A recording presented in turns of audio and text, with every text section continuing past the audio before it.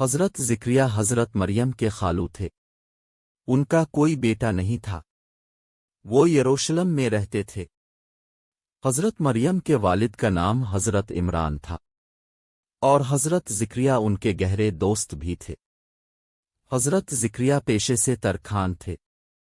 وہ بچپن ہی سے بہت نیک تھے۔ اللہ تعالیٰ نے ان کو بنی اسرائیل قوم کی ہدایت کے لیے اپنا نبی چنا تھا۔ حضرت ذکریا اللہ کے حکم سے حضرت مریم کے سرپرست بن گئے۔ انہوں نے عبادت گاہ میں الگ کمرہ حضرت مریم کو دے دیا۔ حضرت مریم اپنے خالو حضرت ذکریا سے تعلیم حاصل کرنے لگیں۔ ایک دن حضرت ذکریا ان کے کمرے میں گئے تو حیران ہو گئے۔ وہاں ایسے تازہ پھل پڑے تھے جن کا موسم گزر چکا تھا۔ حضرت ذکریا نے پوچھا کہ اے مریم، یہ پھل کہاں سے آئے؟ حضرت مریم نے جواب دیا کہ اللہ تعالیٰ نے دیے ہیں۔ حضرت ذکریا سوچا کرتے تھے کہ کاش ان کا کوئی بیٹا ہوتا۔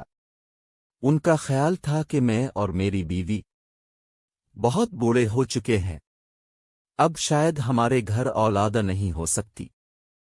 حضرت مریم کی بے موسم پھلوں کی بات سن کر انہیں خیال آیا کہ جو اللہ تعالیٰ بے موسم پھل دے سکتے ہیں وہ تو سب کچھ کر سکتے ہیں۔ انہوں نے اللہ سے دعا کرتے ہوئے کہا، اے اللہ تعالیٰ، اب تو موسم گزر جانے کے بعد بھی پھل عطا کرنے والے ہیں، مجھے بھی بڑھاپے میں بیٹا عطا کر دیں۔ فرشتے نے حضرت ذکریا کو خوشخبری دی کہ اللہ تعالیٰ نے آپ کی دعا قبول کر لی۔ کچھ عرصہ بعد اللہ تعالیٰ نے حضرت ذکریا کو ایک بیٹے سے نوازا۔ حضرت ذکریا نے اپنے بیٹے کا نام سی رکھا۔ حضرت بہت ہی مہربان مزاج والے اور ہمدرد دل کے مالک تھے۔